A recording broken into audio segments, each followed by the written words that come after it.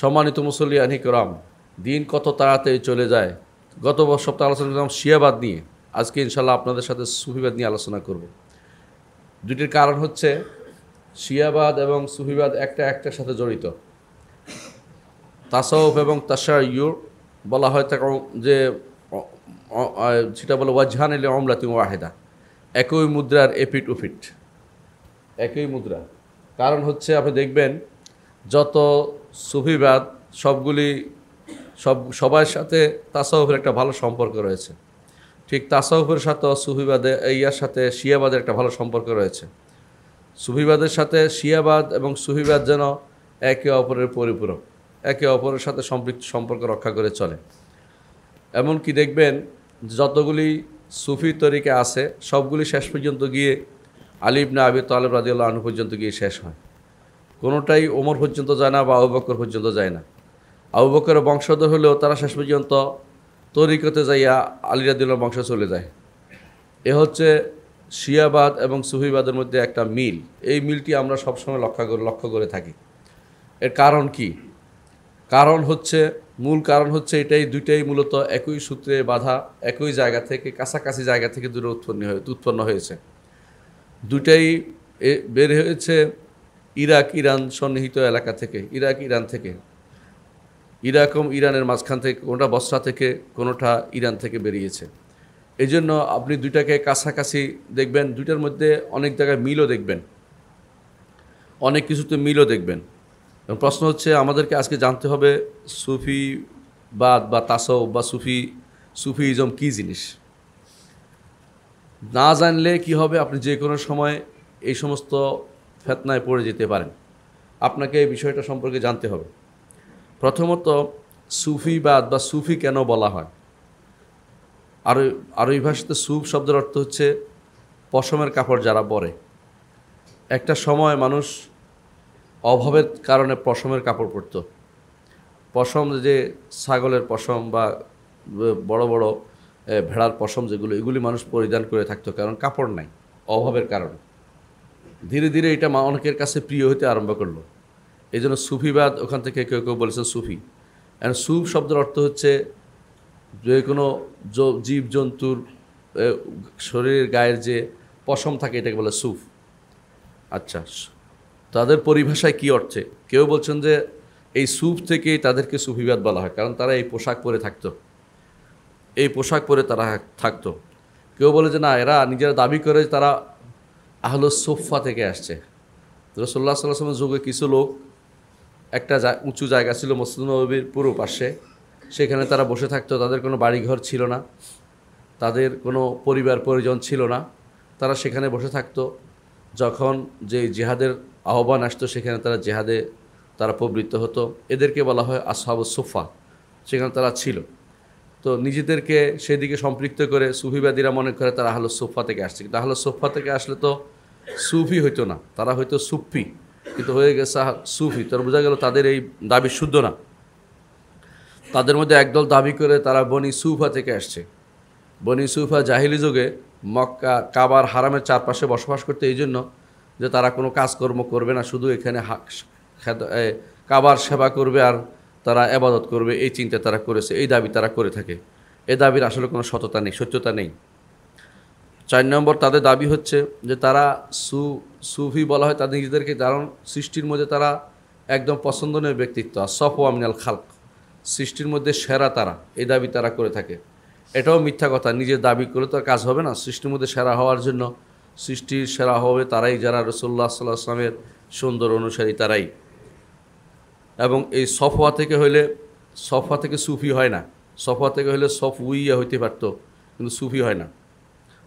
তাদের মধ্যে কেউ কেউ দাবি করে তারা প্রথম কাতারে সবসময় সালাত আদায় করতে, এই জন্য তাদেরকে সুফি বলা হয়। এটাও মিথ্যা কথা, কারণ সুফি বললে সফুল আউয়াল থেকে নিসবত হতে সফি হইতো, এটা সুফি হইতো না। এটাও তারা মিথ্যা দাবি করে। কেউ কেউ তারা দাবি করে তারা সফাউল কুলুব, তাদের অন্তরের মধ্যে স্বচ্ছতা আছে বলে তাদেরকে সুফি বলা হয়, অন্তরের স্বচ্ছতা থেকে। এটাও মিথ্যা কথা, কারণ তাহলে সফাই হইতো, সুফি হইতো না তারা। তাহলে বিশুদ্ধতম মত হচ্ছে ইবনে তাইমিয়া রাহমাতুল্লাহ এটাকে প্রাধান্য দিচ্ছেন যে তারা সুফ পরিধান করতো তখনকার সময়, এক ধরনের পশমের পোশাক পরিধান করত।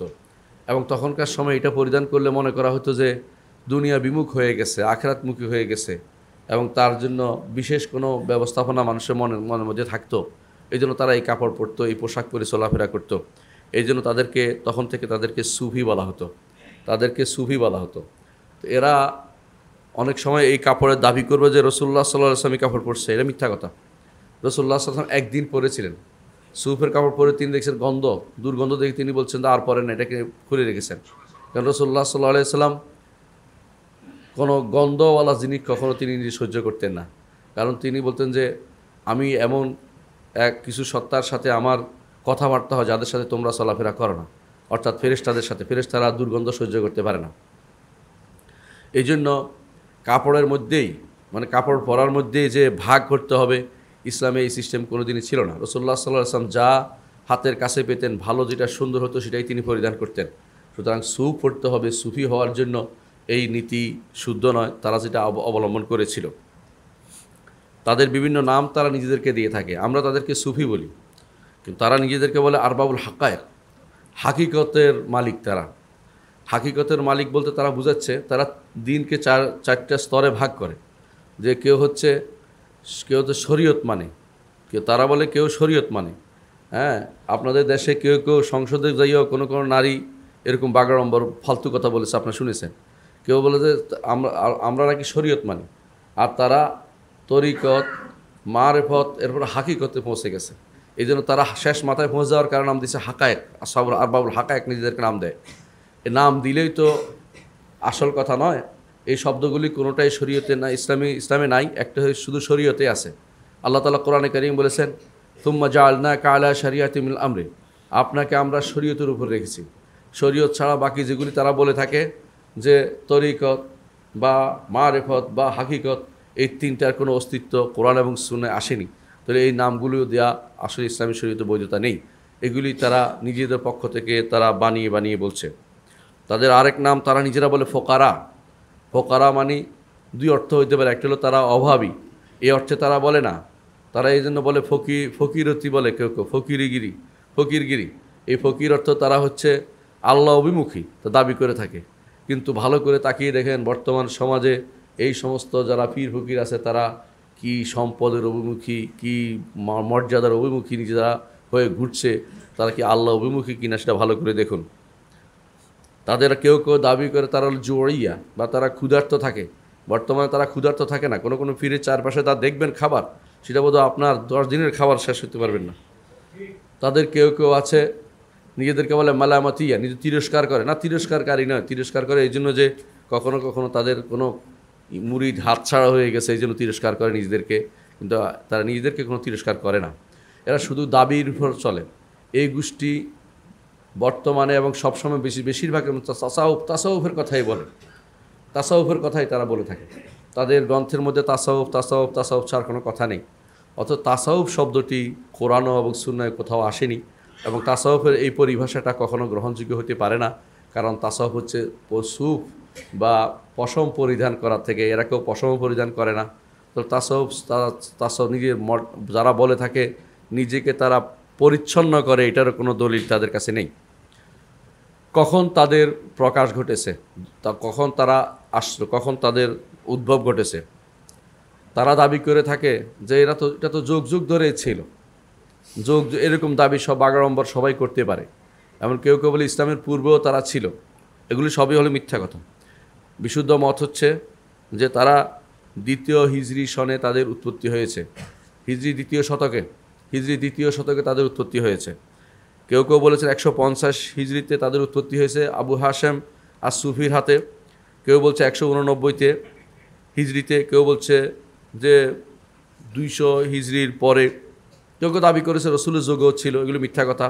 বিশুদ্ধ মত হচ্ছে 3টি করুন যাদের ব্যাপারে রাসূলুল্লাহ সাল্লাল্লাহু আলাইহি ওয়াসাল্লাম প্রশংসা করেছেন, খায়রুন নাসে কারনি সুম্মাল্লাযিনা ইয়ালুনাহুম, আমার প্রজন্ম হচ্ছে উত্তম প্রজন্ম, তারপরে যারা আসবে। এই 3 প্রজন্ম শেষ হওয়ার পরে তাদের উৎপত্তি হয়েছে। অর্থাৎ বেদাতের সূত্রপাত হয়েছে তখন থেকে তাদের উৎপত্তি হয়েছে, এটাকেই বিশ্বাস করতে হবে। ইবনে তাইমিয়া রাহমাতুল্লাহ আলাইহি এই মতটিকে প্রাধান্য দিয়েছেন যে এই সময় তাদের উৎপত্তি হয়েছে। এই উৎপত্তির মূল কারণ ছিল কি? এই উৎপত্তির মূল কারণ ইবনে তাইমিয়া রহমতুল্লাহ আলাইহি উল্লেখ করেছেন, তখনকার সময়ে মানুষ অনেকেই বলে থাকে, এটার উৎপত্তির কারণ যে মানুষ বেশিরভাগ দুনিয়াদার হয়ে গিয়েছিল। এই কথা সবসময় বলা যায়, এখনও বলা যায়, পরেও বলা যায়, আরও পরও আসবে। দুনিয়াদার হওয়ার সিস্টেম চালু আছে, যেহেতু হবেই। দুনিয়া তো আখিরাতের ক্ষেত্রে দুনিয়াদার হবে না কেন? দুনিয়া তো ছেড়ে দিতে বলা হয়নি। দুনিয়াদার হবে, আখিরাতমুখীও থাকবে, কিন্তু নিজেদেরকে অতিমাত্রায় আখিরাতমুখী প্রমাণ করার জন্য কেউ কেউ পোশাক পরিধান করতে আরম্ভ করেছে ভিন্ন রকমের, এবং বিভিন্ন রকমের অবস্থান গ্রহণ করেছে, হাল মকাম আবিষ্কার করেছে। তখনকার সময় এটা হলো হিজরি দ্বিতীয় শতকের শুরুর দিকে। এর উৎপত্তি কিভাবে হলো, কোত্থেকে তাদের উৎপত্তি হলো, এ নিয়ে বিভিন্ন মতবাদ থাকলেও, বিভিন্ন মতবাদ কি, কেউ কেউ তো বলে যে এর উৎপত্তি ইসলামেই আছে। এই কথা বেশিরভাগ মুস্তাশরিক বা প্রাচ্যবিদরা বলে। এই জন্য বলে তাদের কাছে এটা খুব গ্রহণযোগ্য হয়ে যায়, তাদের কাছে এটা খুব সুন্দর লাগে যখন তো ইসলামের ভিতরে সুফিবাদ দেখাইতে পারে। কারণ তারা দেখে যে ইহুদিদের মধ্যে একটা গোষ্ঠী আছে কাব্বালা, যারা সুফিবাদী, আবার এদের মধ্যে খ্রিস্টানদের মধ্যে একটা গোষ্ঠী আছে, তারাও সুফিবাদী আছে। তো মুসলিমদের মধ্যে একটা গোষ্ঠী দেখাইতে পারলে এটা কেন খারাপ হয় না? তখন তারা মুসলিমদের ইসলাম বলে যে ইসলামের ভিতরে সুফিবাদ রয়েছে। ইসলামের ভিতরে সুফিবাদ নেই, ইসলামের ভিতরে আছে জুহুদ ও তাকওয়া। যদি কেউ অনুসরণ করে, এটাকে কোনোভাবে ইগনোর করা যাবে না, এটা রাসূলুল্লাহ সাল্লাল্লাহু আলাইহি ওয়াসাল্লাম আদর্শ, তবে সেটা সুফিবাদ নাম দেওয়া যাবে না। ইসলাম নামের ক্ষেত্রেও গুরুত্বপূর্ণ দিক নির্দেশনা দিয়েছে। ইসলামের আপনি যা ইচ্ছে তা ভিন্ন নাম দিবেন, তা হতে পারে না। নাম দেওয়ার ক্ষেত্রে অবশ্যই আপনাকে জানতে হবে এই নামের অস্তিত্ব ইসলামে কোথায় আছে বা কিভাবে আছে, এটা খুঁজতে হবে ইসলাম কোরআন এবং সুন্নাহর ক্ষেত্রে। নিজের পক্ষ থেকে কোনো নাম দিলে আপনি সেই নামের মাধ্যমে আলাদা একটা গোষ্ঠী বলে বিবেচিত হবেন, ইসলামের মধ্যে থেকে আপনি একটা ফেরকা আবিষ্কার করে ফেলবেন। এই জন্য নামের ক্ষেত্রে আপনাকে সাবধান হতে হবে। যদি কেউ জুহুদ ও তাকওয়ার দিকে সম্পৃক্ত করে, ভালো জিনিস, কোরআন এবং সুন্নাহ নির্দেশিত জিনিস, কিন্তু এর মাধ্যমে নিজেকে আলাদা দল করতে পারবেন না। কারণ প্রত্যেকটি গোষ্ঠী জুহুদ ও তাকওয়া, প্রত্যেকটি ব্যক্তি জুহুদ ও তাকওয়া অবলম্বন করতে আদিষ্ট, সেখানে আলাদা কোনো দল হওয়ার সুযোগ নাই। কিন্তু তারা নিজেদেরকে আলাদা দল করে নিয়েছে, গোষ্ঠীভুক্ত করে নিয়েছে। এই জন্য নাম দিয়েছে সুফিবাদ এদেরকে নাম দিয়েছে। কিভাবে ওদের উৎপত্তি হলো? বিশুদ্ধ মত আমার কাছে যে স্পষ্ট হয়েছে তা হচ্ছে দ্বিতীয় শতকের শুরুতে 200 হিজরির সময়ে, এই সময়ে বসরা যখন বিজয় হলো, বসরাতে তখন মুসলিমদের একটা বিশাল গোষ্ঠী অবস্থান করতে আরম্ভ করলো। তখন তারা ছিল বেশিরভাগ নও-মুসলিম। সেই সমস্ত এলাকায় ভারতবর্ষ থেকে হিন্দু যুগীরা এবং বৌদ্ধ ভিক্ষুরা যেত, গিয়ে তারা বিভিন্ন রকমের কসরত দেখাতো। তারা বিভিন্ন জাদুর মন্ত্র দেখাতো কিছু, যা দেখে সাধারণ মানুষরা ভেলকি লেগে যেত যে এরা তো আমাদের থেকেও বেশি কারামত দেখাচ্ছে। কেউ তাদের দেখাইতো যে তারা কেউ শূন্য উঠে বসে আছে, কেউ দেখাইতো যে তারা হয়তো দেখতেছে উড়ে চলে যাচ্ছে, পানির উপরে হাঁটতেছে, ইত্যাদি দেখিয়ে তাদেরকে তখনকার সময় মুসলিমদের মধ্যে এক ধরনের আবেশ তৈরি করে দিয়েছে যে এটা তো নিঃসন্দেহে বড় কিছু একটা। আর এর সাথে যুক্ত হয়েছে তারা তো ইসলাম ছাড়তেও পারে নাই, তখন তারা ইসলামকে নিয়েই ওই তাদের উপাত্তগুলি গ্রহণ করে নিয়েছে। কারণ আপনারা জানেন যে হিন্দু যোগীরা আর বৌদ্ধ ভিক্ষুরা তারা কিন্তু এই জাতীয় অনেক কিছু কাজ করে দেখাইতে পারে। শয়তান তাদেরকে সহযোগিতা করে। এগুলি যখন দেখায় তখন বিভিন্ন মানুষ এই বসরাতে, যেহেতু বসরাকে তখন বলা হয়তো ফারজুল হিন্দ, অর্থাৎ হিন্দুস্তানের যাওয়ার রাস্তা, বসরা একটা বন্দর ছিল। ওই বন্দর দিয়ে তখন তো বিমান ছিল না, তখন ছিল পানির। এই জন্য তখন সেখানে পানির এখানে তারা তখনকার সময় বড় বড় নৌকা দিয়ে তারা বসরা যেত, অর্থাৎ হিন্দুস্তান থেকে বসরা যেত। বসরা থেকে তখন তারা বিভিন্ন জায়গাতে তাদের ভেলকি দেখানোর জন্য তারা বৌদ্ধ ভিক্ষু এবং হিন্দু যোগীরা যেত। তারা এগুলি দেখে দেখে সেখানকার লোকেরা তখন তাদের দ্বারা প্রভাবিত হয়ে যায়। এমনকি তাদের মধ্যে কেউ নাস্তিক বৌদ্ধ ভিক্ষুরা তারা গিয়েও তখন কসরত দেখাতো। আপনারা শুনেছেন জাহাম ইবনে সফওয়ান সম্পর্কে। জাহাম ইবনে সফওয়ানকেও এরকম একজন ভিক্ষু পেয়েছে সেখানকার সময়, পেয়ে বলছিল তুমি কি তোমার আল্লাহ বিশ্বাস করো? বলো হ্যাঁ আল্লাহ বিশ্বাস করি। বলে তো আল্লাহ বিশ্বাস, আল্লাহ দেখছো? দেখি নেই। তো তার গন্ধ শুকি নেই, তার কোনো অঙ্গ পেয়েছ? পাই নেই। তো তুমি আবার কীভাবে তোমার আল্লাহকে পেলে? এরপরে জাহাম ইবনে সফওয়ান 40 দিন নামাজ পড়তে পারে নাই। সে 40 দিন বেনামাজি ছিল। ইবনে তাইমিয়া তার নাকল ঘটনাটি উল্লেখ করেছেন। তিনি বলছেন তখন এরপরে তার মধ্যে একটা নতুন তথ্য আসলো। যে মাথার ভিতরে একটা ঢুকছে, এটা যাই জিজ্ঞাসা করে দেখি, যাই বলতেছে, এই তোমার কি রু আছে? ওই বৌদ্ধ ভিক্ষুকে বলে আছে। রু কি দেখছ? ওরা দেখি নাই। রুর কি গন্ধ শুকি নাই? আমি এরকম আল্লাহকে মনে করতেছি না, আউযুবিল্লাহ। এর অর্থ হচ্ছে সে নিজের মন মতো একটা যুক্তি দিয়ে এখন সে মনে করছে ইসলামের ভিতরে ঢুকতে চেষ্টা করছে। এটা তো ইসলামের কোনো নীতি নয়। ইসলাম বলছে আল্লাহকে দেখতে হবে, আমরা আখিরাতে দেখব। ইমান বিল গায়েবের মাসালা, আল্লাহকে রুহের সাথে তুলনা করা যায় না। কারণ বৌদ্ধ ভিক্ষুরা এবং হিন্দু যুগীরা আত্মায় বিশ্বাস করে, রুহে বিশ্বাস করে, এই জন্য তাদেরকে এইটা দিয়ে সে চেষ্টা করেছে, এইটা দিয়ে কোনো রকম তাদেরকে নিরস্ত করতে। বোঝা গেল যে আমাদের উদ্দেশ্য হচ্ছে এটা প্রমাণ করা যে ওই সময়ে ভারতবর্ষের লোকেরা সেখানে যেত। ফারজুল হিন্দ বা হিন্দুস্তানের যে রাস্তা, যাওয়ার রাস্তা বসরা, সে বসরায় তারা যেত, গিয়ে তারা মুসলিমদেরকে সেখানে বিভ্রান্ত করতো। মুসলিম সেখানে ওই এলাকার মুসলিম যেখানে বড় আলেম কেউ ছিল না, সেই জায়গাতে তারা তাদের আস্তানা গড়তে শুরু করেছে। এই জন্য আপনার যত সুফিবাদের মূল কেন্দ্র শুনবেন বসরা। হাসান বসরি যদিও মিথ্যাচার করে তার উপরেই অপবাদ দেওয়া হয় তিনি সুফি ছিলেন। তিনি সুফি ছিলেন না, তিনি মুহাদ্দিস ছিলেন, মুফাসসির ছিলেন, আলেমী দ্বীন ছিলেন, মুজাহিদ ছিলেন।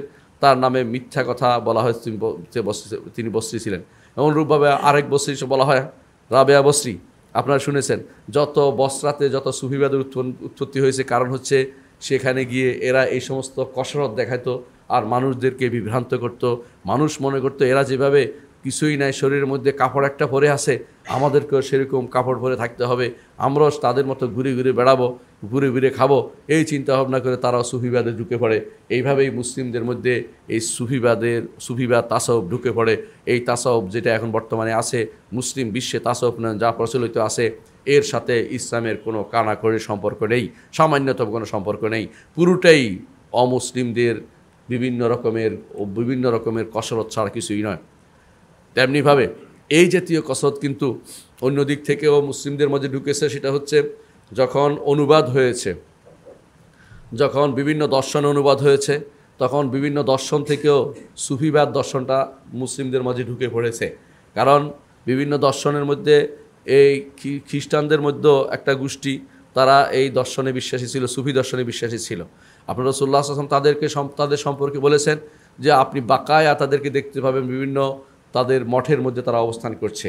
রাসূলুল্লাহ সাল্লাল্লাহু আলাইহি ওয়াসাল্লাম যেভাবে বলেছেন, ঠিক অনুরূপভাবে এদের মধ্যে একটা বিরাট গোষ্ঠী আছে, তখনকার সময় থেকে বিয়ে করতো না, এখনও তারা দেখবেন যে বিয়ে না করে ঘুরে বেড়াচ্ছে, অনেক নারী পুরুষ এই অবস্থায় তারা বিচরণ করছে। এরা সুফিবাদে ঢুকে পড়েছে। আল্লাহ তাআলা কোরআনে কারীম বলে দিয়েছেন, ওয়ারাহবানিয়াতান ইবতাদাউহা মা কাতাবনা আলাইহিম ফামা রাউ হাক্কা রিআয়াতিহা।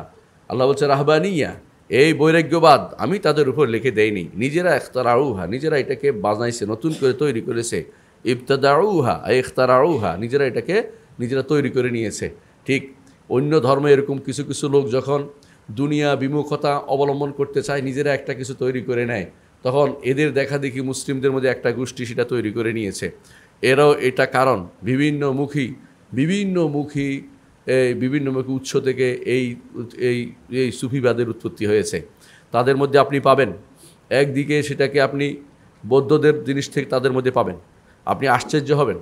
একই ঘটনা, যেই ঘটনা ইব্রাহিম ইবনে আদহামের ঘটনা আপনারা শুনেছেন। ইব্রাহিম ইবনে আদহাম রাতের বেলা নাকি বললাম এই জন্য এই সমস্ত ঘটনার কোনো অস্তিত্ব আসলে সত্যিকার প্রমাণ নেই।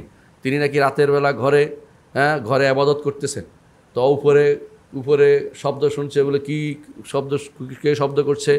তো তিনি রাজা ছিলেন, তিনি বললেন যে আমার উপরে কে খটখট করতেছে, বলে তুমি ঘরে কি করতেছো? বলে আবাদত করতেছি। বলে আমি উপরে ঘোড়া খুঁজতেছি, উট খুঁজতেছি। বলে ছাদের উপরে উট কীভাবে পাওয়া যায়? তাহলে ঘরে থেকে তুমি আল্লাহকে কীভাবে পাবে?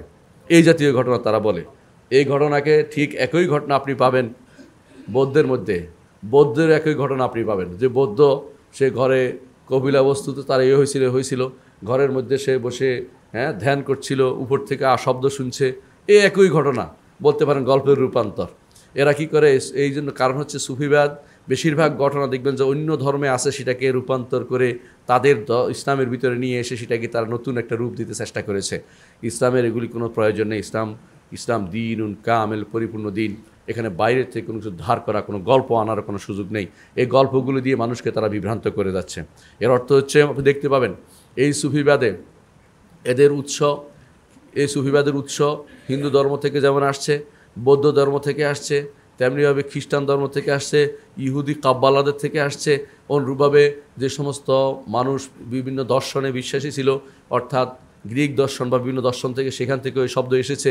এই জন্য সুফিবাদকে বলা হয় সুফা, অর্থাৎ তারা মোহেব্বুল হেকমা, হ্যাকমতকে যারা ভালোবাসে তারা সুফি অবলম্বন করছে, এটাও কেউ কেউ বলেছে। এর অর্থ হলো এমন এক জগা খিচুড়ি একটা জিনিস হচ্ছে সুফিবাদ, যেটাকে আপনি কোনোদিন নো বলতে পারবেন না। এর কারণ কি, তারা উৎস হিসাবে মনে করে যে যত কিছুই বলা হোক না কেন, কোনো কিছুই নো নাই, হতে পারে, তাও হতে পারে। এটা অনেকটা হিন্দু ধর্মের বর্তমান যে রূপ, তারা কি বলে, যত মত তত পথ, তাদের কাছেও যত মত তত পথ, একই রকম। এই জন্য তারা অনেকে বলে থাকে, যখন তাদেরকে জিজ্ঞাসা করবেন এত তরিকা কেন, তারা বলে তরিকা তো কমই হয়েছে, আদাদা আনফাসিন নাস, মানুষের নিঃশ্বাস যত অতগুলি তরিকা হওয়ার দরকার ছিল। মানে মানুষের তরিকার কোনো অভাব নাই। তাহলে আল্লাহ তাআলা যেটা বলছেন, কুল হাযিহি সাবিলি আদউ ইল্লাহ আলা বাসীরাতিন আনা ওয়া মান ইত্তাবাআনি, আল্লাহ তাআলা বলছেন এই হচ্ছে একটি রাস্তা। আল্লাহ তাআলা বলছে ওয়াত্তাবিউস সুবুলা ওয়ালা তাত্তাবিউস সুবুলা, বিভিন্ন রাস্তা অনুসরণ করো না, হাযিহি সাবিলি, একটা রাস্তাকে অনুসরণ করো, ফাত্তাবিউনি, আমার একটি রাস্তাকে অনুসরণ করো। আল্লাহ তাআলা কোরআন বলছেন, এরা বলছে বিভিন্ন পথের কথা। এর অর্থ হচ্ছে ওদের কাছে একটি দিন যথেষ্ট নয়, বিভিন্ন রকমের দিনের পথ আবিষ্কার না করতে পারলে তাদের শান্তি পাওয়া যায় না। সুফিবাদের মধ্যে বাস্তবতা কি, সুফিবাদ আসলে মূলত তিনটি স্তরের লোক দেখা যায় সেখানে। আগেও ছিল, তবে আগে বেশিরভাগ ছিল দুই শ্রেণী।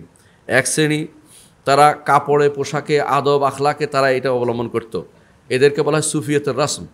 ইবনে তাইমিয়া রাহমাতুল্লাহ 3 ভাগে ভাগ করেছে সুফিবাদকে। সুফিয়তের রসম অর্থাৎ পোশাক আশাকে, এবাদতে বিভিন্ন রকমের তরিকা তারা এখতিয়ার করতো, এরা সুফিয়তের রসম বলা হয়।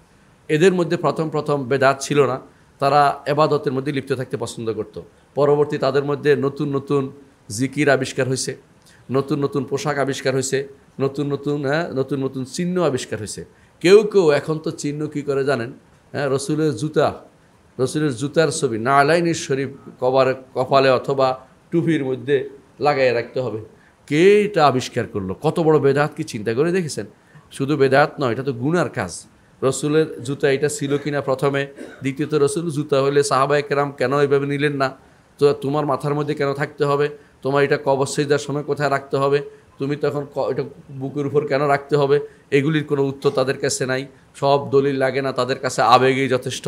যার আবেগ নাই তারা তার সাথে কথা বলতে রাজি নাই। আমরাও বলি, যার কাছে দলিল নাই তার কথা আমরা শুনতে রাজি নাই। এরকম হওয়া উচিত বলে আমরা মনে করি। এরা হলো সুফিয়তের রসম। এরা হলো বেদাতপন্থী সবচেয়ে বেশি। এদের সমস্যা ছিল বেদাতের মধ্যে আকণ্ঠ নিমজ্জিত।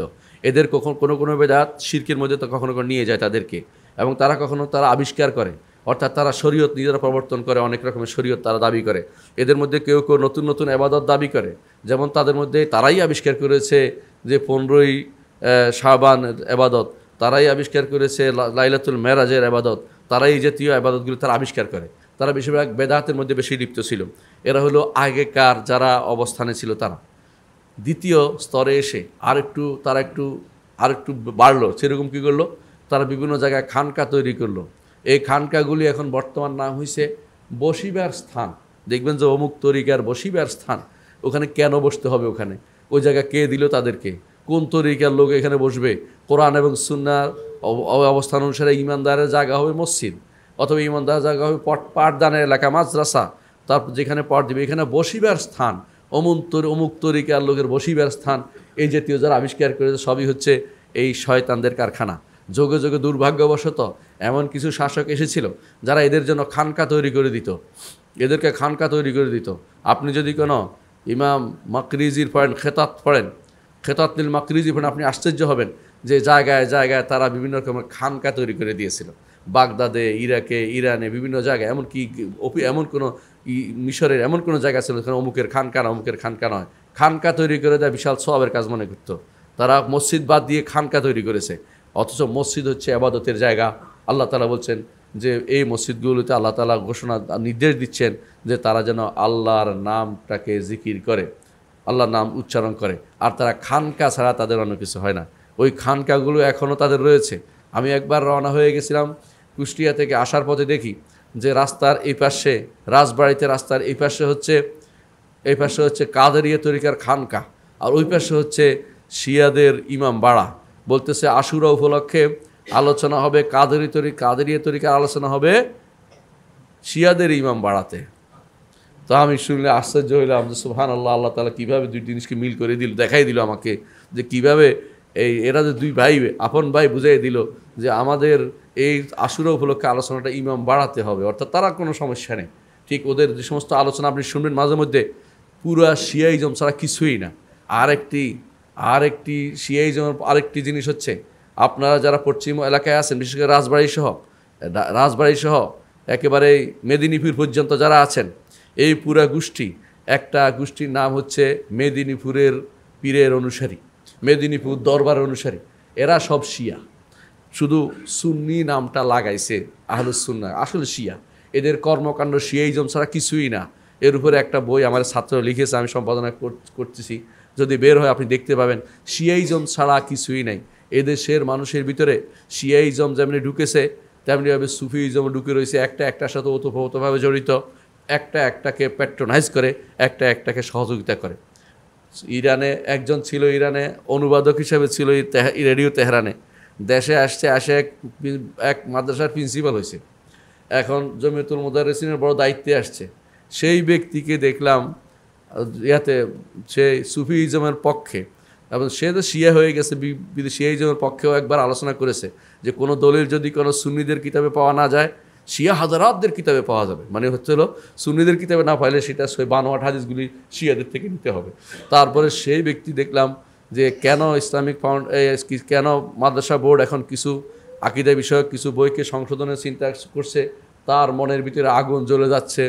সে এখন জনগণকে খেপিয়ে তোলার চেষ্টা করতেছে, এই জনগণ সুফিবাদের সুফিবাদের লোকেরা এরা কিভাবে সহ্য করবে না যদি কোনো পরিবর্তন করা হয়। তুমি শিক্ষা ব্যবস্থা থাকবে কোরআন এবং সুন্নাহ ভিত্তিক, শিক্ষা ব্যবস্থাকে তুমি নিজের মন মতো করে ঢুকিয়ে দিতে পারো না। আল্লাহ এবং তার রসুল যা বলেছেন সেটাই তো মানুষকে শিক্ষা দিতে হবে, নিজের মন মতো কোনো মতবাদকে ঢুকিয়ে দেওয়ার কোনো সুযোগ সেখানে নাই। প্রত্যেকটি কথার দলিল লাগবে, যেই দলিল তারা দেয় সেই দলিলগুলি দলিল নয়, সেগুলি তো দলাল, পথভ্রষ্টতা দিয়ে মানুষকে বিভ্রান্ত করা হচ্ছে, সেগুলি জানা দরকার। কারণ যেই দলিল তারা দিচ্ছে সেগুলো কোরআন এবং সুন্নাহ ভিত্তিক নয়, নিজের মন মতো তথাকথিত বক্তব্য এনে সেগুলিকে সেখানে প্রতিস্থাপন করা হয়েছে। তাদের বক্তব্যের মধ্যে একটা আমি আশ্চর্য হয়েছি, তারা ইমাম মালিক রহমতুল্লাহ আলাইহি সম্পর্কে মিথ্যাচার করে যে তিনি নাকি বলেছেন যে ব্যক্তি ফিকহ জ্ঞান অর্জন করলো অথচ সুফিবাদ শিখল না, সেই ব্যক্তি জিন্দিক হয়ে গেল। নাউজুবিল্লাহ, কত বড় মিথ্যা কথা আপনি জানেন? কেন ওই সময় ইমাম মালিকের সময় সুফিবাদের অস্তিত্ব শুরু হয়নি। এর অর্থ হচ্ছে সে এমন এক কথা ইমামদের পিছনে লাগিয়ে দিয়েছে যা মিথ্যা ছাড়া কিছুই নয়। ইমাম মালিকের ছাত্ররা সেটা বর্ণনা করেনি। পরবর্তী অনেক বছর পরে যদি কেউ ইমাম মালিকের নামে কোনো একটা বক্তব্য দিয়ে দেয় কোনো সুফি, তাহলে সেটা গ্রহণযোগ্য বিষয় হতে পারে না। ইমাম মালিকের গ্রন্থ আছে, সেখান থেকে নিতে হবে, তার ছাত্রদের গ্রন্থ আছে, সেখান থেকে তার বক্তব্য নিতে হবে। নিজের মন মতো কোনো কিছু প্রচার করার সুযোগ সেখানে নেই। অনেকেই ইমাম মালিক রহমতুল্লাহ আলাইহি অথবা ইমাম শাফিঈ এবং আহমদের নামে যে সুফিবাদের প্রশংসায় কিছু বক্তব্য বর্ণনা করে থাকে, এর সবই মিথ্যা। ইমাম মালিক রহমতুল্লাহ আলাইহি বা শাফিঈ বা আহমদ ইবনে হাম্বল কেউ সুফিবাদের কোনো প্রশংসা করেননি, বরং তিনি সাবধান করেছেন। হারিস ইবনে মুহাসিবের মধ্যে যখন কিছু সুফিবাদের বীজ দেখা গেছে, তিনি সাবধান করেছেন, সাবধান, হারিস ইবনে মুহাসিবের দরবারে কেউ গেলে আমার এখানে কেউ আসতে পারবে না, আমার এখানে হাদিস শিখতে আসতে পারবে না। হারিস ইবনে মুহাসিবিরা হাদিসের কোনো মুহাদ্দিস ছিল না, তারা ছিল সুফিবাদী মুহাদ্দিস, এবং তারা ছিল আশারি মতবাদের কুল্লাবী মতবাদ দ্বারা আক্রান্ত ব্যক্তি। আশারি তখন আসেনি, কুল্লাবী মতবাদ দ্বারা আক্রান্ত ব্যক্তি। তখন এই জন্য ইমাম আহমদ ইবনে হাম্বল তাদেরকে সাবধান করেছেন যে সাবধান, এদের এই সমস্ত বক্তব্য যেন আমার এখানে কেউ না নিয়ে আসে, সাবধান করতেন। ঠিক অনুরূপভাবে ইমামরা যোগে যোগে এই সমস্ত সুফিবাদ নিয়ে সাবধান করেছেন। বরং ইমাম শাফিঈ বলেছেন সকালবেলা কেউ যদি কোনো সুফিবাদে ঢুকে, বিকালবেলা সেটা আহমক হয়ে বের হবে, কারণ তার কোনো আর জ্ঞান বলতে কোনো কিছু রাখবে না, কারণ তার বিবেক সে বিক্রি করে দিবে সুফি ইমামের কাছে বিক্রি করে দিবে, তার মধ্যে বিবেক বলতে কোনো কিছু আর থাকবে না। এভাবে বোঝা গেল যে সুফিবাদের মূল অস্তিত্ব, মূল উৎস কখনো কোরআন এবং সুন্নাহ নয়। এই দ্বিতীয় শ্রেণীরা খানকা তৈরি করত, এক খানকা তৈরি করে সেখানে বসবাস করত।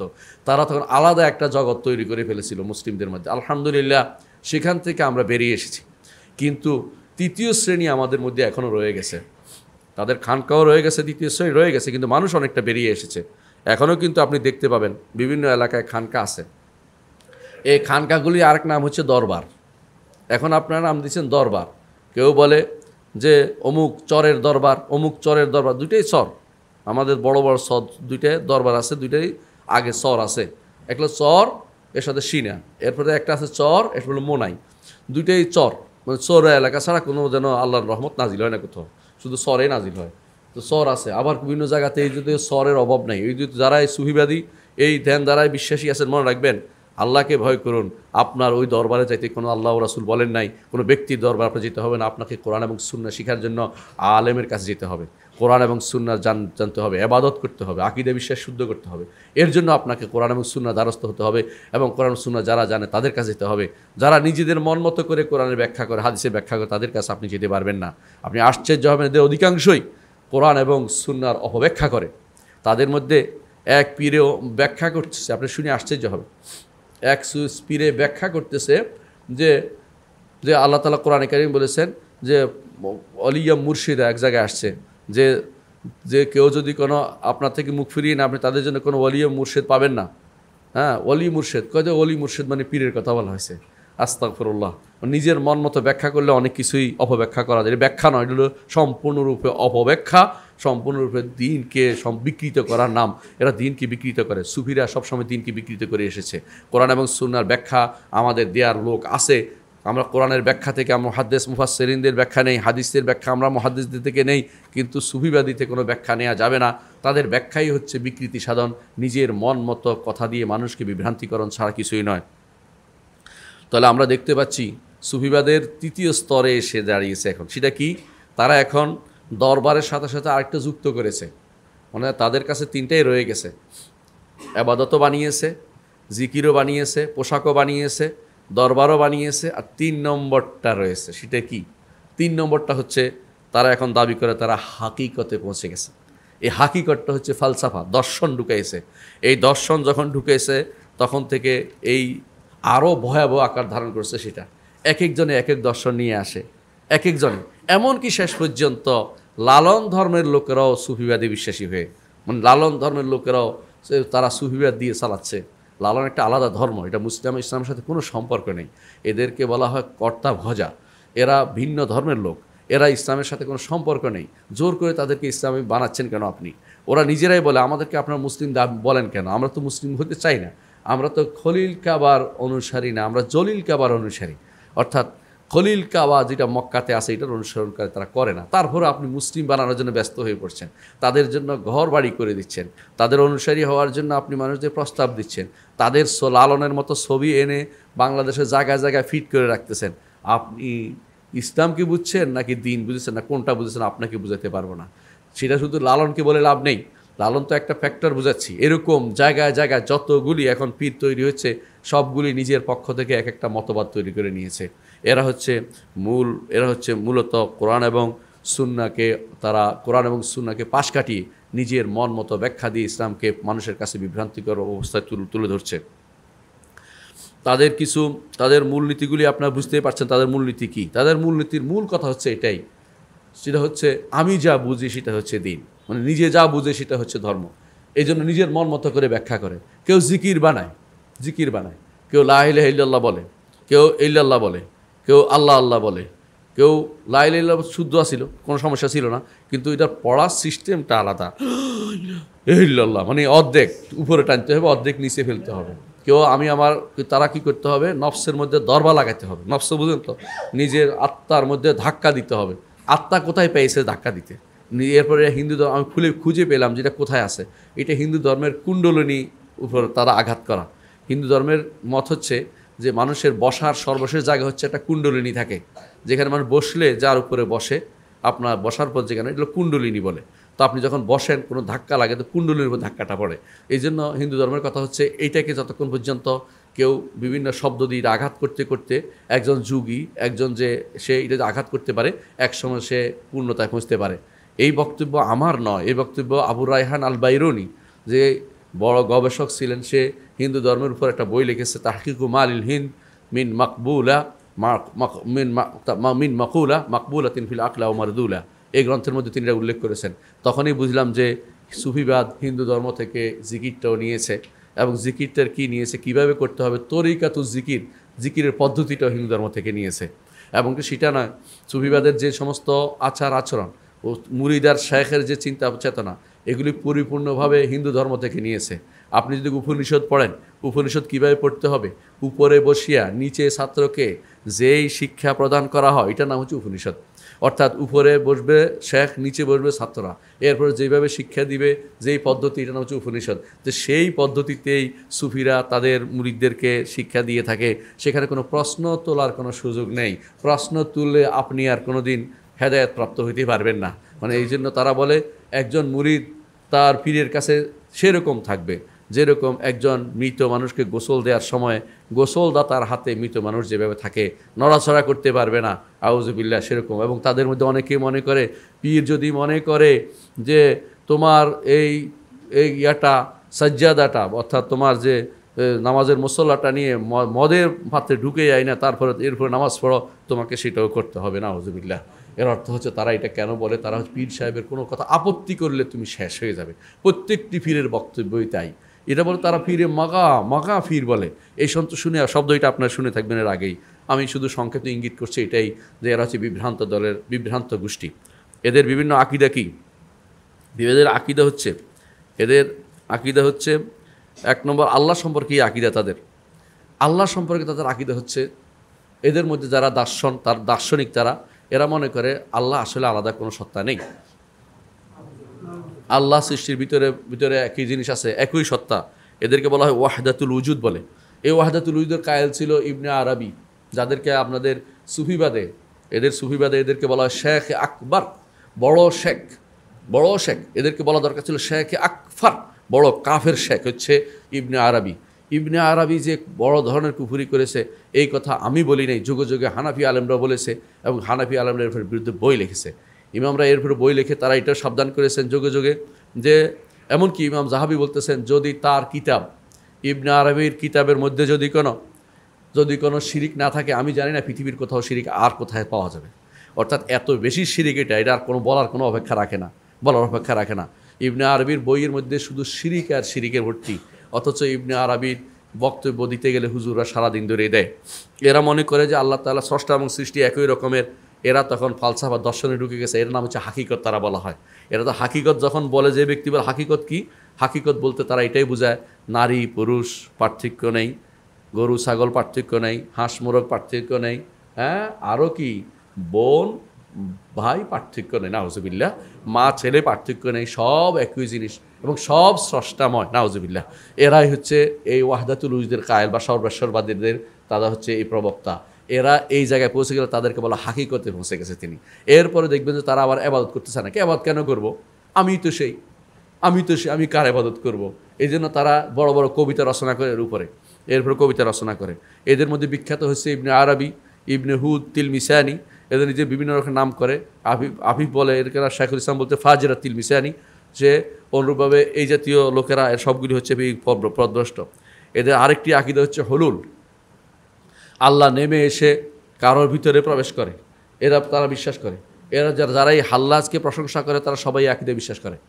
অর্থাৎ আল্লাহ কখনো কখনো সৃষ্টির ভিতরে এসে ঢুকে যায়, কোনো ব্যক্তির ভিতরে ঢুকে তার কাজ করে দিয়ে যায়, নাউজুবিল্লাহ।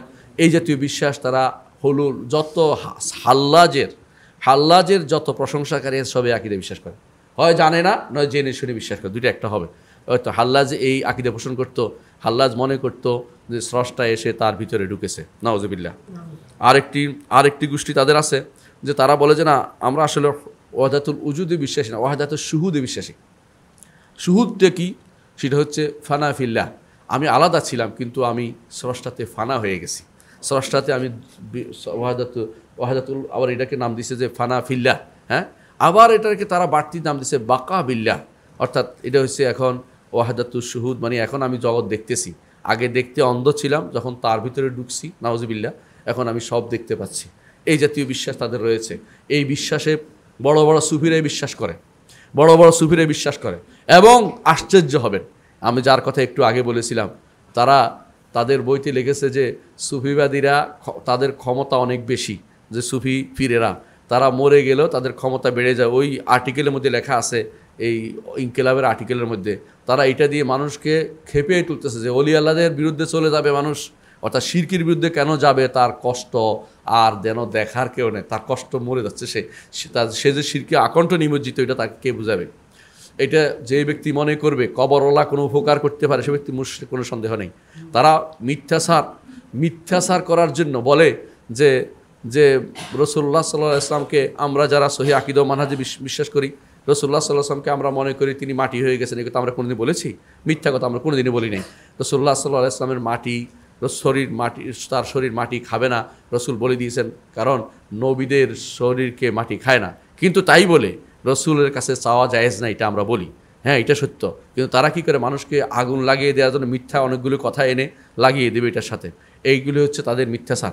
তারা কি করে, শিরিক এবং বেদাতকে একসাথ করে ফেলে, কখনো কখনো মিথ্যাচার করে আহলুস সুন্নাত ওয়াল জামাতের মতের বিরুদ্ধে তারা মিথ্যাচার করতে সোচ্চার থাকে। মিথ্যাচার না করলে তাদের কোনো ঘুমই হয় না, কারণ তারা জানে যে হক কথা বললে কোরআন সুন্নাহর সাথে মিশে যাবে। মিথ্যাচার করে আগুন লাগাতে হবে। এই মিথ্যাচার করেই তো কোপ দিতে আসছে একজন, দেখেন নি আপনারা, যে একজন ইমামকে কোপ দিয়েছে, কারণ কি? মিথ্যাচার করতে গেছে, যে ইমাম সাহেব এটা বলেছে, ইমাম সাহেব এটা বলে নাই, তারপরে বলাচ্ছে এবং নিজের মন মতো ব্যাখ্যা দাঁড় করিয়েছে যে কোরআনে মিলাদের কথা আছে, কোরআনে কোথায় মিলাদের কথা আছে, এত বড় ডাহা মিথ্যা কথা সে কোরআনে মিলাদের কথা আবিষ্কার করেছে, অর্থাৎ তার মন মতো ব্যাখ্যা তৈরি করেছে। অথচ এই কথাটি আগেকার যারা জ্ঞান ভিত্তিক মানুষ ছিল, সুফি হইলেও একটু জ্ঞান ছিল, সেও বলেছে যে এইটা কোরআনে হাদিসে না থাকলেও এইটা গ্রহণ করা যাবে, কারণ ভালো মনে করতেছে এই জন্য। কিন্তু তারা কোরআন হাদিস বলে নাই। কিন্তু যারা বিভ্রান্ত, তারা অনেক কিছুতে দলিল হিসেবে দেখে, ইয়াকুদি আলাল মারই ফি আইয়ামে মেহনাতিহি ফায়ারা হাসানান মা লাইসা বিল হাসানি। মানুষ যখন বিপদে পড়ে তখন ভালো জিনিস খারাপ জিনিসকেও ভালো দেখতে শুরু করে দেয়। অর্থাৎ যারা এই জন্য তারা এই মিলাদকে তখন মনে করছে কোরআন সুন্নাতে আসে, বানিয়ে এখন কোরআন সুন্নাতে খুঁজতেছে। মিলাদ পড়া, দুরুদ পড়া এক জিনিস নয়।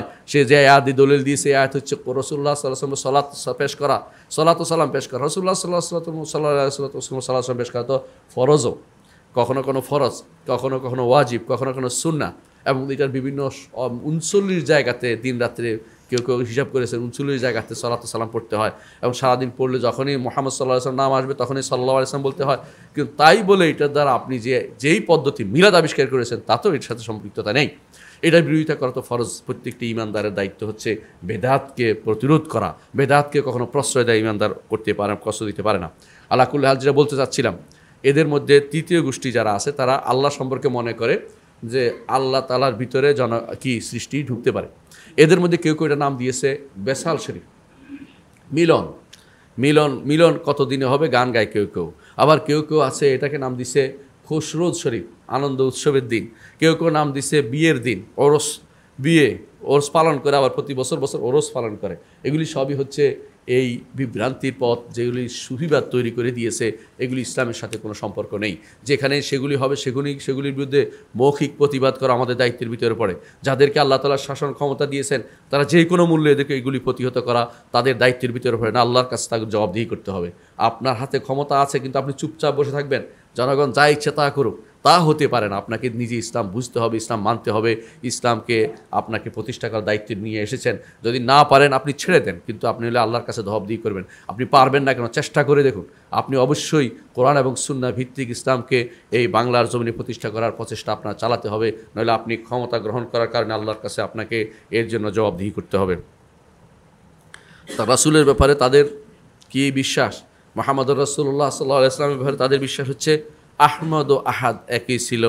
আহমদের মিম পড়িয়া আহাদ হইল, আহাদের চাকি মিম যুক্ত হইয়া আহমদ হইল। অর্থাৎ বুঝেন কিনা, আল্লাহ এবং রসুলকে তারা এক করে দেখে, নাউযুবিল্লাহ। এদের মধ্যে সুফিদের মধ্যে আরেক গোষ্ঠী আছে, রাসূলুল্লাহ সাল্লাল্লাহু আলাইহি ওয়াসাল্লামকে ইনসান কামেল নাম দিছে, এমন এক পূর্ণ মানুষ যার এই হবে সে হবে, এই হবে সে হবে, এই জাতীয় নাম দিয়ে তারা ভিন্ন রকমের পথে তাদের মধ্যে কেউ কেউ রসুলের এবাদত দিকে চলে গেছে। এমনকি কেউ কেউ রসুলকে গায়েব জানে বলতেছে, রসুলকে সর্বময় ক্ষমতার অধিকারী বলতেছে। কেউ কেউ এই জাতীয় প্রত্যেকটি, এখনও তারা মনে করে রসুল সব জায়গার খবর রাখেন তাদের মধ্যে, এবং তারা অনেকে মনে করে সব জায়গায় উপস্থিত হন। এমনকি তারা মনে করে আপনি কি করতেছেন, আপনার আমলনামা তার রসুলের কাছে পেশ করা হয়। অথচ এই জাতীয় হাদিস কখনো শুদ্ধ না। আমাদের আমলনামা রসুলের কাছে কখনো পেশ করা হয় না, আমাদের আমলনামা আল্লাহর কাছে পেশ করা হয়। আমাদের শুধু ওই আমলটাই রসুলের কাছে যায় যেটা আমরা সালাত ও সালাম হিসেবে দেই। আমরা যখনই কোথাও সালাম দেই তখন ফেরেশতারা আল্লাহর রসুলের কাছে এই সালামটা নিয়ে পৌঁছে দেয়। আর যখন একটা সালাত আল্লাহ রসুলের কাছে আল্লাহর রসুলের কাছে আল্লাহর কাছে আমরা চাই, রসুলের উপর সালাত দেয়, আল্লাহ তাআলা 10 বার তখন রসুলের কথা আলোচনা করেন তার ফেরেশতাদের কাছে। একবার আমরা বলি সাল্লাল্লাহু আলাইহি ওয়াসাল্লাম, আল্লাহ তাআলা 10 বার আলোচনা করেন। এটা অত্যন্ত আনন্দের বিষয় আমাদের জন্য। আল্লাহু আকবার। অথচ তাদের নিকট এইগুলি তাদের গ্রহণযোগ্য বিষয় নয়। তাদের কাছে আর ওলি হওয়া হচ্ছে সবচেয়ে বড় জিনিস, নিঃসন্দেহে ওলি হওয়া সবচেয়ে বড় জিনিস। কিন্তু তাদের ওলি আর আহলুস সুন্নাতের ওলি এক জিনিস নয়। আহলুস সুন্নাত ওয়াল জামাতের ওলি হচ্ছে, আল্লাহ তাআলা বলে দিয়েছেন, আলা ইন্না আউলিয়া আল্লাহ লা খাউফুন আলাইহিম ওয়া লা হুম ইয়াহজানুন আল্লাযিনা আমানু ওয়া কানু ইয়াত্তাকুন। ঈমান এবং তাকওয়ায় যারা পরিপূর্ণ তারাই আল্লাহর ওলি। ঈমান এবং তাকওয়ায় যারা পরিপূর্ণ তারাই আল্লাহর ওলি। ঈমান এবং তাকওয়া অনুসারে ওলায়াতের মর্তবা হয়। যার যতটুকু ঈমান আছে তার সাথে তাকওয়ার পরিধি অনুসারে সেই ব্যক্তি আল্লাহর ওলি বা আল্লাহর বন্ধু হবে, অথবা যদি কোনো দূরের সোজা অতটুকু শয়তানের বন্ধু হয়ে যাবে। আউলিয়াউর রহমান ও আউলিয়াউর শয়তান, শয়তানের অলি হবে অথবা রহমানের অলি হবে, এর বাইরে কেউ যাবে না। মানুষ এই দুইটার মধ্যে থাকবে। এদের নিকট না, অলি আলাদা গোষ্ঠী। এমনকি অলি কখনো কখনো তাদের কাছে বংশ পরম্পরায় অলি হয়, বংশ পরম্পরায়, অর্থাৎ অমুক বংশের অলি। এটা সুফিবাদ থেকে পেয়েছে তারা, শিয়াদের থেকে পেয়েছে, এরা শিয়াদের থেকে পেয়েছে। শিয়ারা যেমন বংশ পরম্পরায় ইমামত নিয়ে এসেছে, এরাও এখন বংশ পরম্পরায় ওয়ালায়াত নিয়ে এসেছে, অলি নিয়ে এসেছে। এই অলির যে তাদের সংজ্ঞা সম্পূর্ণ ইসলাম বিরোধী সংজ্ঞা, এই সংজ্ঞা ইসলামে অনুমোদিত নয়। তাদের কাছে অলির মর্যাদা নবীর একটু উপরে।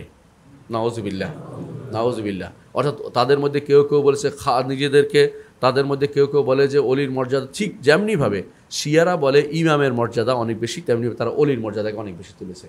এইটা একই সূত্রে গাথা। তাদের অলিদের মধ্যে একদল নাম থাকে গাউস হচ্ছে মহা উদ্ধারকারী। অথচ মহা উদ্ধারকারী হচ্ছে মুশরিক। যে ব্যক্তি আল্লাহ ছাড়া অন্য কাউকে মহা উদ্ধারকারী মনে করবে সে ব্যক্তি শিরিককারী, এবং যাকে নিয়ে বলছে সে যদি রাজি থাকে সে ব্যক্তি তাগুত, কারণ সে বলতে পারে না যে আমি মহা উদ্ধারকারী। এই জন্য মহা উদ্ধারকারী বলা ইসলামে অবৈধ, অনুমোদিত নয়। এই জন্য গাউস এই নামটি আল্লাহ ছাড়া কারোর জন্য ব্যবহার করা জায়েজ নেই। এর সাথে যদি যুক্ত হয় গাউসুস সাকালাইন, গাউসে আদম, গাউসে সমদানি, এই জাতীয় জিনিস যদি কোনো কেউ যুক্ত করে তাহলে সেই ব্যক্তি কত বড় মুশরিক একটু চিন্তা করে দেখুন। অথচ আমাদের দেশে রাস্তার নাম করা হয় এইভাবে, মসজিদের নাম করা হচ্ছে এইভাবে। আপনাকে বুঝেন কত বড় শিরকের ভিতরে তারা লিপ্ত রয়েছে। আবার তাদের আছে আওতাদ আরবা, জগতের 4 কোণায় 4টা পিলারের মতো মানুষ বসে আছে, এরা আল্লাহর ওলি। 4 কোণায় কোন কোণায় আল্লাহ জানে, তারা বলতে পারে শুধুমাত্র। এদের নাম দিচ্ছে আওতাদ আল আরবা। আর তাদের 7 জন কুতুব আছে, অর্থাৎ 7টা প্রদেশ তারা পাইছে তখনকার সময়। এই জন্য বলছে সব প্রদেশে একজন করে, প্রদেশ মানে ইকলিম বলা হয়, যেমন আমরা মহাদেশ বলি, 7 মহাদেশ। এই জন্য তারা 7 মহাদেশে 7 জন কুতুব আছে। তারা যদি জানতো যে আরেকটা মহাদেশ বের হয়ে যাবে কোনো দিন, তাহলে হয়তো বলতো যে 8টাও কুতুব লাগবে, তারা তখন জানতে পারেনি, এই জন্য বলতে পারেনি। তাদের নিকট কুতুব হচ্ছে 7 জন। তাদের কথায় কথায় কুতুবে রব্বানি দেখবেন যে লেখছে, অথবা আকতাব, তাদের গল্পের মধ্যে সেটা থাকে। দুর্ভাগ্যবশত দেওবন্দি বলেন আর বেরলভী বলেন, সবার কাছে কুতুব আছে, সবার কাছে কুতুবের গল্প শেষ নাই। প্রত্যেকেই দেখবেন যে এই জাতীয় কুতুবের আলোচনা করেই যাচ্ছে, কুতুবে অমুক হয়েছে, অমুকের খলিফা অমুক, এই জাতীয় জিনিসগুলি সবই হচ্ছে বিভ্রান্তি। কেউ কারো খলিফা, কেউ না। খলিফা কাপড় সিলায়, খলিফা কোনো দিন এই দিনের কাজ করে না। খলিফা হচ্ছে যারা খলিফার মূল হচ্ছে যারা একজন চলে যাবে আরেকজন তার জায়গা দখল করবে। যেমন বাবা চলে গেছে, সন্তান তার জায়গা দখল করেছে, এটাই হচ্ছে খলিফা, যার অর্থ আল্লাহ তাআলা কোরআনে কারীম বলেছেন, ইন্নী জাইলুন ফিল আরদি খলিফা। জমিনের বুকে এমন একটি প্রজন্ম দেবে, এক গোষ্ঠী চলে যাবে, আরেক গোষ্ঠী তার জায়গা দখল করবে। এটাই হচ্ছে খলিফার অর্থ। এই খলিফার অর্থ এক একজন এক এক দিয়ে নিয়ে গেছে। সুফিরা বানিয়েছে যে অমুকের পক্ষ থেকে অমুক খলিফা বানাবে, আর রাজনীতিবিদরা বানিয়েছে যে রাষ্ট্রযন্ত্রকে খেলাফত দিয়ে তৈরি করতে হবে। আয়াতের অর্থ এই কোনোটাই আয়াতের অর্থ নয়। আয়াতের অর্থ বোঝার জন্য একেবারে সহজ জিনিস হচ্ছে, এমন একটা গোষ্ঠী যাবে যারা চলে যাবে, খলিফা অর্থ যারা চলে যাবে আরেকটা গোষ্ঠী তার প্রতিনিধিত্ব করবে, একদল যাবে একদল আসবে। কিন্তু এদের নিকট সেটা নয়। এদের নিকট হচ্ছে আকতাব, 7, সবসময় 7 জন করে থাকবে, একজন মরে গেলে আরেকজন উঠবে, মানে প্রত্যেক জায়গাতে। এমনকি শহরে শহরে তাদের কাছে শহর কুতুব আছে আলাদা, মানে প্রতি শহরে একজন করে কুতুব থাকে এদের নিকট। নাউজুবিল্লাহ।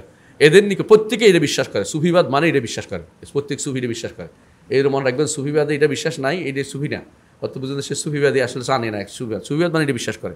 সুফিবাদের মধ্যে তাদের আরেক বিশ্বাস হচ্ছে যে নুজাবা আছে, 60জন নজিব আছে। নজিব কারা কাজ কি, যে যদি কোনো তাদের পীররা কোনো ভুল করে তারা শুদ্ধ করে দেয়, তারা আটকে গেলে তাদেরকে খোঁজ খবর রাখে, এই জাতীয় নুজাবা বলে এদেরকে।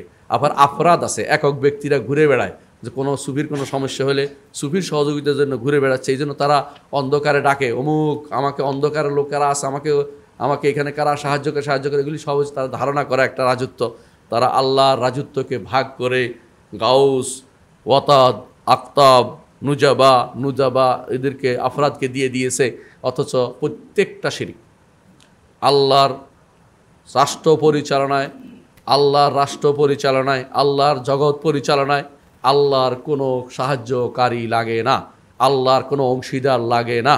আল্লাহ কোরআনে কারিমে স্পষ্ট ঘোষণা করেছেন, 1-2 জায়গায় নয়, সেভারাল জায়গাতে বলেছেন তার রাষ্ট্র পরিচালনায় কারো কোনো সাহায্যের প্রয়োজন হয় না। ওয়ালাম ইয়াকুল্লাহু ওয়ালিয়্যুম মিনাদ দুল্লি, তিনি বলেছেন যে তার কোনো এগুলির জন্য ওলিও লাগে না, যে ওলি দ্বারা তিনি এটা সারা উদ্ধার করবেন, এমন কিছু তার প্রয়োজন হয় না। তাদের এক গোষ্ঠী বানিয়েছে খাতেমুল আউলিয়া বানাইছে। খাতেমুন নবিয়্যিন যেমন আমাদের আছে, খাতেমুন নবিয়্যিনকে মুহাম্মদুর রাসূলুল্লাহ সাল্লাল্লাহু আলাইহি ওয়াসাল্লাম, তারা ঠিক এর বিপরীতে দাঁড় করেছে খাতেমুল আউলিয়া। এবং তাদের মধ্যে কেউ কেউ বলছে খাতেমুল আউলিয়া এর মর্যাদা অনেক বেশি। নবীরা তো তাদের কাছে ওয়াহি আসে আল্লাহর পক্ষ থেকে জিবরিলের মাধ্যমে, আর খাতেমুল আউলিয়া সরাসরি আল্লাহর কোথায় রাখছে ওইখান থেকে নিয়ে নেয়, আউযুবিল্লাহ। অর্থাৎ তাদের জন্য মাধ্যম লাগে না, এই জন্য খাতেমুল আউলিয়ার মর্যাদা তাদের কাছে অনেক বেশি। এই খাতেমুল আউলিয়ার মধ্যে তারা প্রথমে দাবি করছে হাকিম তিরমিজি, তারপরে সে চলে যাওয়ার পরে একজন আসছে, ইবনে আরবির কথা বলছিলাম, ইবনে আরবি সে মনে করলো যে আমি তো হেরে যাচ্ছি, তা বলে যে আমি খাতেমুল আউলিয়া, মানে পরে আরেকজন খাতেমুল আউলিয়া হয়ে গেছে। এরপরে মিরগেনি মিশর ইয়াতে আসছে, এই সুদানে, সে বলে যে আমি খাতেমুল আউলিয়া। এরপর আহমদ তিজানি ফেরকার লোকেরা, যেটা আফ্রিকাতে খুব প্রসিদ্ধ, ওরা বলে যে আমি খাতেমুল আউলিয়া। ঠিক অনুরূপভাবে আমাদের দেশে কাদেরি যারা আছে, কাদেরি তরিকার লোকেরা, তারা তো আব্দুল কাদের জিলানীকে খাতেমুল আউলিয়া বলে, আবার অন্যদেরকেও খাতেমুল আউলিয়া শেষে হয় না। খাতেমুল আউলিয়া অর্থ তো শেষ অলি হওয়ার কথা, কিন্তু অলিগিরিয়া শেষ হয় না। শেষ যদি হয়ে যায় তো ভালো থাকতাম আমরা, আলহামদুলিল্লাহ, কিন্তু শেষে হয় না, ওইটা সবসময় চলমান প্রক্রিয়া। প্রত্যেকেই দাবি করে তিনি খাতেমুল আউলিয়া। তাদের বিশ্বাসের একটা হচ্ছে কাশফ। তাদের কাছে তাদের 4 নম্বর যে বিশ্বাসের সমস্যা, তাদের হচ্ছে কাশফ করতে হলো তাদের কাছে সব কিছু খুলে যায়। পীরের কাছে আপনার অন্তরে সব তিনি দেখতে পায়, কাশফ হয়ে গেছে। এই জাতীয় বিশ্বাস করা সম্পূর্ণরূপে শিরিক ছাড়া কিছুই নয়। কারণ গায়েবের মালিক একমাত্র আমার রব্বুল আলামিন ছাড়া কেউ নয়। আল্লাহ তাআলা কাউকে এই জিনিস দেননি। মুহাম্মদুর রাসূলুল্লাহ সাল্লাল্লাহু আলাইহি ওয়াসাল্লামকে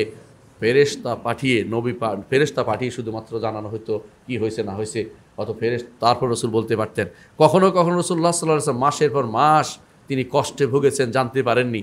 তার স্ত্রীর ব্যাপারে তিনি কত কষ্ট করেছেন। একবার ঘরে যান, একবার মিম্বরে উঠেন, একবার জিজ্ঞাসা করেন আলীকে, একবার জিজ্ঞাসা করেন বারিরাকে, বলো বারিরা, আমার আয়েশাকে তো ভালোই জানি, তুমি কি দেখেছো কোনো কিছু? বলে তা আমি তো কিছু দেখিনি, তিনি অলস মানুষ, হয়তো ঘুমিয়ে গেছে, কোথাও এরকম দেখছি ছাগলে এসে ওনার রুটি খেয়ে ফেলছে, এটুকু বেশি আমি কিছু জানি না। আলী রাদিয়াল্লাহু আনহু, তুমি কি দেখেছো? রাসূল এত পেরেশান হচ্ছেন কেন? ওরে বাদ দিলে আল্লাহ আরও আপনাকে স্ত্রী মিলিয়ে দিবে। আর কেউজনের কাছে, তোমরা কি কেউ জানো আমার পরিবার সম্পর্কে? কেউ কোনো কথা বলতে, রাসূল এত পেরেশান কেন? যদি তিনি কাশফের কই গেল ওনার কাছ থেকে, ওনার কাশফে কই গেল, উনি জানতে পারেন নাই, উনি কষ্ট পাচ্ছেন। এমনকি শেষ পর্যন্ত আয়েশা রাদিয়াল্লাহু আনহাকে বাপের বাড়ি পাঠিয়ে দিয়েছেন এবং বলছেন, আয়েশা তুমি যদি কোনো কিছু অন্যায় হয়ে তাকে বলো আমার কাছে, আল্লাহর কাছে তওবা করো। আয়েশা আরও চিৎকার করে কেঁদে ওঠেন, কারণ তিনি তো পবিত্র মানুষ ছিলেন। তাকে তো একটা মানুষকে, পবিত্র মানুষকে কোনো কথা বলা মানে কষ্ট দেয়া। তো তিনি বাপের বাড়ি চলে গেছেন, সেখানে থাকতেন। 1 মাস পরে আল্লাহ তাআলা আয়াত নাজিল করলেন, যে এই 15টা আয়াত নাজিল করে আয়েশা রাদিয়াল্লাহু আনহার পবিত্রতা ঘোষণা করলেন। এবং আল্লাহ তাআলা ইন্নাল্লাযীনা ইউহিব্বুনা আন তাশিয়াল ফাহিশাতু ফিল লাযিনা লাহুম আযাবুন আলীম, যেগুলো ফাহিশা আশ্রয় দেয়, আল্লাহ তাআলা কঠিন শাস্তি দিবেন তাদেরকে। কিন্তু সমস্যা হচ্ছে রাসূল তো জানতে পারেন নাই, আল্লাহ না জানানো হয়ে জানতে পারেন নাই। এই কাশফ তখন কই গেল? এই জন্য এই জাতীয় কথাগুলি যারা বলে কাশফ হয়ে গেছে, এগুলি মিথ্যা কথা বলে, এদেরকে শয়তান সাহায্য করে। শয়তান যা দেখেছে, জিনরা সাধারণত অনেক বছর বেঁচে থাকে, তারা অন্য ওখান থেকে তথ্য সংগ্রহ করে সেগুলি প্রচার করে, এরা বলে কাশফ হয়ে গেছে। কাশফে কিছু হয় নাই, কারণ তার শয়তানের সাথে একটা শয়তান আছে, এর সাথে শয়তান আছে, শয়তানে তারা কি করে, যোগাযোগ করে, তারা তথ্য সরবরাহ করে, এরপরে এটাকে বলে কাশফ হয়েছে। এদের মধ্যে আজে বাজে কথার ওস্তাদ বাগাড়ম্বর করে এক একজন, যে ব্যক্তি বায়েজিদের নাম শুনেছেন আপনারা, বায়েজ বোস্তামি বলতো সুবহানি সুবহানি মা আযম শানি, আমি কত পবিত্র, আমি কত পবিত্র, আমার শান কত বেশি। আউযুবিল্লাহ, ইমানদার এটা বলতে পারে? এরা এর সাথে আরও গল্প জুড়ে দিয়েছে। গল্প জুড়ে দিয়েছে কি, একদিন তিনি এরকম বলছেন, পরে তিনি সুস্থ অবস্থায় আসার পর তাদের নাম দিয়েছে ওয়াজদ শুকর, মানে তিনি মাদক আসক্ত ছিলেন। শুকর মানে মাদক আসক্ত হওয়া। এরা বলে যে প্রেমের মত্ত ছিলেন। নাউজুবিল্লাহ, এই জাতীয় শব্দ আল্লাহর জন্য ব্যবহার করে, শুধু ব্যবহার করা জায়েজ নেই। এগুলি মানে যত ব্যবহার শব্দ দেখবেন তত দেখবেন যে গুনার কথা বলতেছে। তো বলতেছে কি, যখন এরকম হবে তো আমাকে তরবারে দিয়ে কেটে ফেলিও। এরপরে নাকি তরবারে তাকে এরকম বলছে, কেটে ফেলছে, কাটা যায় নাই। বলে আপনি তো কাটা যান নাই। বলে যেহেতু আমি ছিলাম না, মানে আবার এবার বুজুর্গি বের করতেছে। শিরিক করতে করতে আবার নতুন বুজুর্গি কাহিনী তৈরি করে নিয়ে আসে। এরা হচ্ছে এই শিরকে, এই সুফিবাদের শিরকে আপনি বুঝতে পারেন। এদের মধ্যে কেউ কেউ দাবি করছে আল্লাহর আরশের কাছে আমি আমার খিমা রাখছি, নাউজুবিল্লাহ। কেউ কেউ বলে যে আল্লাহ তো নারী শুরুতে ভালো দেখা যায়, নাউজুবিল্লাহ। কেউ কেউ তাদের মধ্যে এমন বলে যে মাহফিল জুব্বাতে ইল্লাল্লাহ, জুব্বার মধ্যে আল্লাহ ছাড়া কেউ নাই, এই জাতীয় কথারা বলে। এদের মধ্যে বাগড়ম্বরের কোনো শেষ নাই। এরা বলে যে দেখবেন যে এদের সুফিবাদ দরবারে এক একটা বলে ফেলবে যে আমি নিয়ে আসবো, তোমাকে আমি এই করবো। এদের মধ্যে কেউ কেউ বানিয়েছে আব্দুল কাদের জিলানী এসে নাকি বলছেন নাউজুবিল্লাহ, তিনি ভালো মানুষ, কিন্তু বলেন নাই, তিনি নাকি বলছে মুরিদিলা তাহজান, আমার মুরিদ পেরেশান হইও না। জগতের কত কত কত মাছ আছে সব আমি জানি, জগতে কত বালু আছে সব আমি জানি। মিথ্যা কথা, জানে না। জানে একমাত্র আল্লাহ ছাড়া কেউ জানে না, মাত্র আল্লাহ তাআলা জানে, আর কেউ জানে না। মুহাম্মদুর রাসূলুল্লাহ সাল্লাল্লাহু আলাইহি ওয়াসাল্লাম শুধু তাই জানতেন, আল্লাহ তাদেরকে যা জানিয়েছেন এর বাইরে কিছু জানতেন না। এই বীর মুরিদেরা এই সমস্ত মিথ্যা বাগাড়ম্বর দিয়ে সবসময় তারা চলাফেরা করে। হাসরের মাঠে পীর মুরিদেরা মনে করে তার মুরিদেরা বাঁচাইতে পারে, পীরেরা মনে করে মুরিদদের বাঁচাইতে পারবে। এমনকি কেউ কেউ তাদের কবরে গিয়ে মনে করে যে কবরে তাদেরকে বাঁচাবে, কেউ কবরে তাদেরকে বাঁচাবে। কেউ কেউ মনে করে যে মরার সময় শয়তান পেশাব নিয়ে আসবে, ওই মুরিদে পীরে তারে বাঁচাবে। এই জাতীয় সবগুলি হচ্ছে বড় বাগাড়ম্বর, ছাড়া কিছুই নয়। কবরে তাদের কোনো খবর থাকবে না। কবরে কি হবে, প্রশ্নের উত্তর প্রত্যেকে আলাদা দিতে হবে, কেউ কারো প্রশ্ন উত্তর দিয়ে যাবে না। আপনি আশ্চর্য হবেন, অমুক বিন তমুকে নাটক করে বেড়ায়, সে নাকি আল্লামা হয়েছে। সে বলতেছে যে একবার খুঁজে পাওয়া যাচ্ছে না মনকার নাকির, আল্লাহর নাকি এ হয়েছে সে হয়েছে, নাউজুবিল্লাহ, আল্লাহ নাকি ব্যস্ত, এই জাতীয় আজেবাজে কথা বলছে। তারা বলতেছে পরে খুঁজে পাওয়া গেল, আবার যাও, আল্লাহ আবার পাঠাইছে, খুঁজে পাইছে যে আব্দুল কাদের জিলানী পিঠ মোড়া করে বাধ্যা রাখছে মনকার নাকির। এই কথা যে ব্যক্তি বলবে ইমান আছে? আপনারা বলুন, আমি কিচ্ছু বলবো না। কোথায় কি আল্লাহরও জানে না, আল্লাহ খুঁজতে পাঠাইছে, এই জাতীয় কথাবার্তা বললে কি অবস্থা হবে?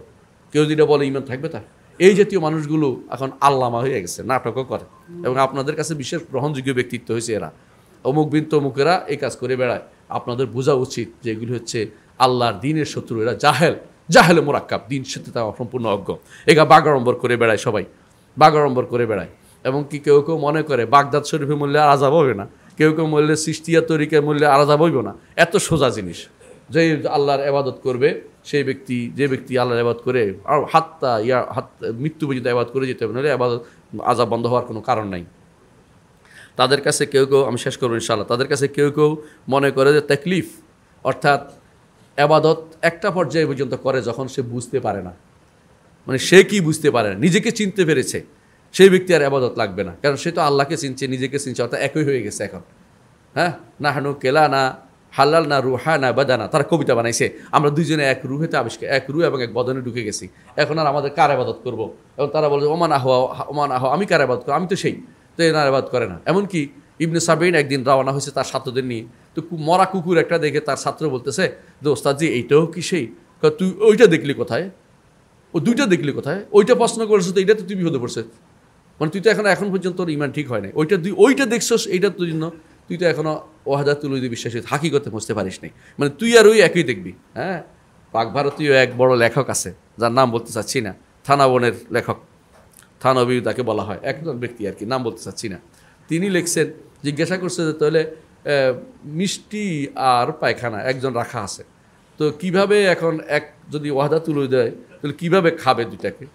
তো একজন এসে বলতেছে তাহলে এটা করবে কি, প্রথমে সে মানুষ হয়ে মিষ্টিটা খাবে, এরপর কুকুর হইয়া এই ময়লাটা খাবে। তো তখন তিনি বলতেছেন, হুজুর বলতেছেন যে হুজুরের কথা বলছে, হুজুর বলতেছেন না, এটা ভুল বলছে, দুইটা একই জিনিস, দুইটাকে আবার দুই রকম হইতে হবে কেন? সে এখন পর্যন্ত হাকিকতে পৌঁছতে পারে নাই বলে দুই রকম উত্তর দিচ্ছে। হাকিকতে পৌঁছলে তার কাছে এটা ওইটা সমান হয়ে যাবে, নাউজুবিল্লাহ। এই হচ্ছে সুফিবাদের সচরম জায়গা, যেখানে গেলে পথভ্রষ্ট ছাড়া কিছুই নাই। এদের নিকট এই জায়গায় গেলে আর কোনো তাকলিফ নাই। এই জন্য কাপড় চোপড় খুলে ল্যাংটা ল্যাংটা হাঁটে, রাস্তা রাস্তা হাঁটে, কয়তো উনি পৌঁছে গেছে। এইগুলো সুফিবাদের এই তরিকায় পৌঁছে গেলে আর কিছু নেই। তাদের সুফি জিকিরের কথা আপনাদেরকে বলেছি। তাদের নাচ দেখছেন আপনারা, এখন ইন্টারনেটে দেখবেন যারা কীভাবে নাচে, মেয়েদের মতো নাচতেছে পুরুষ মানুষ, লজ্জা সরম কিছু নাই। দেখবেন যে নাচতেছে, কেউ হই হুল্লোড় পড়তেছে, কেউ লাফাইতেছে, কেউ মাথা করতেছে। এগুলি কোন ইসলাম? এগুলি তো ইসলামকে অপমাননা করতেছে। এরা নিজেরা গুনার কাজ করতেছে, কুফুরি করতেছে, অনেক সময় শিরকি করতেছে, অনেক সময় বেদাত করতেছে, অনেক সময় ঘুরতেছে, এই অপকর্ম করে বেড়াচ্ছে। আর এটার নাম দিচ্ছে যে সুফি, তুর্কি নাচ বলে, সুফিতে তুর্কি সুফিদের নাচ। এটা নাকি জগৎ বিখ্যাত। এটা তো ইউরোপিয়ানরা খুব খুশি হয়ে দেখায়। এরকম কিছু করলে তাদেরকে দাওয়াতও দেয় যে আমাদের এখানে এগুলো করে দেখান, কারণ তারা এগুলিতে খুশি হয়। ইসলামকে এইরকম করতে পারলে, বানাই ফেলতে পারলে, ইসলামকে বানাবে একটা পাগল ছাগল হিসাবে সিম্বল বানাতে তারা খুব পছন্দ করে। এদের মধ্যে আরেকটি জিনিস হচ্ছে কারামাত। এই কারামাতের কথা আর বলেন না, যদি বলতে যাই তো আশ্চর্য 2 দিন লাগবে আপনাদের, শুধু এক সংক্ষেপে বলতেছি। তাদের কারামতের বইতে উল্লেখ আছে, অমুকে নামাজ পড়তো না, মিন কারামাতি আর নৌকান লা ইউসাল্লি।